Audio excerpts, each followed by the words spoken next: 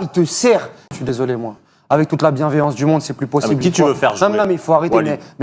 Enfin, excuse-moi, Mehdi, Riyad, quand il est arrivé en 2014, on lui a fait de la place à un moment donné pour qu'il prenne cet envol et qu'il devienne cette légende-là. Moi, à un moment donné, Riyad, faut plus faire la compétition de trop. C'était déjà le match contre le Soudan. Mehdi, c'est de la poudre aux yeux parce qu'il nous met ce doublé. Après, derrière, ça a été un poids. C'est un poids dans cette équipe, Mehdi. Moi, je suis désolé. Moi, je veux bien. Là, l'image de sa canne, pour toi, elle est négative. Mais elle est négative.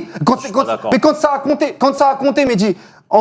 Sur le match contre la RDC, coup de pied arrêté catastrophique, sa première mi-temps elle est pas bonne du tout alors qu'il a Belradi qui est le meilleur élément de l'équipe sur la première mi-temps. Derrière il sort à la 60e, il y a eu une équipe avant Mahrez, après Mahrez. Et là, aujourd'hui, je suis désolé, mais en fait à chaque fois qu'il contrôle le ballon, faut qu'il y ait faute sur lui, sinon il n'arrive plus à déposer personne. Ah mais on peut pas prendre le match d'aujourd'hui comme référence. Mais on prend quoi? On va prendre quoi? On va prendre les matchs de qualification. Pour moi global. Mais non, mais sa canne globale. Le match contre le Soudan, il met le doublé. Ok, très bien. Il n'y a rien à lui dire, décisif. Mais on ne va pas aujourd'hui s'enfermer dans la Mahrez mania, encore une fois, pour un match contre le Soudan, par rapport à tout ce qu'il nous a montré et par rapport à tout ce qu'il nous a fait. Moi, je l'ai dit depuis le début, Riyad, c'est plus le même Riyad. Oui, donc voilà, c'est plus le même Riyad. Mehdi, alors faut qu'on passe à autre chose.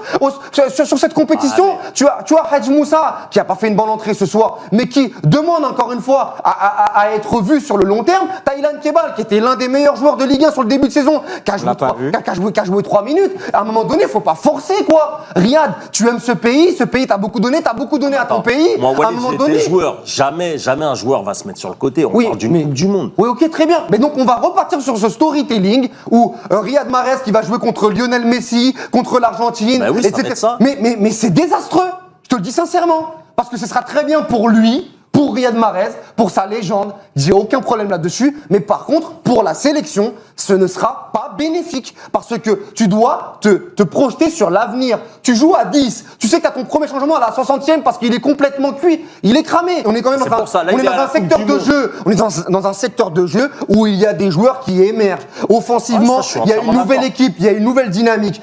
Je veux bien qu'il fasse la Coupe du Monde, il n'y a aucun problème, mais qu'il la fasse en retrait, qu'il la fasse dans un rôle de grand frère, mais qu'à un moment donné, qu'il ne prenne pas cette place de titulaire. Et j'espère que le sélectionneur, que ce soit Petkovic ou un autre, redimensionne son statut, parce que sinon tu vas encore dans le mur. Et surtout, cette Coupe du Monde, elle doit pas servir d'adieu à Riyad Mahrez au football algérien. Elle doit servir à une équipe pour qu'elle progresse, avec des joueurs qui prennent une nouvelle dimension. Comme quand lui, il est arrivé en 2014 et qu'il était en championship à Leicester, cette compétition, elle lui a servi, d'accord? Et je pense qu'à cette époque-là, il n'aurait pas aimé que des dinosaures lui disent, écoute, moi, mon copain, si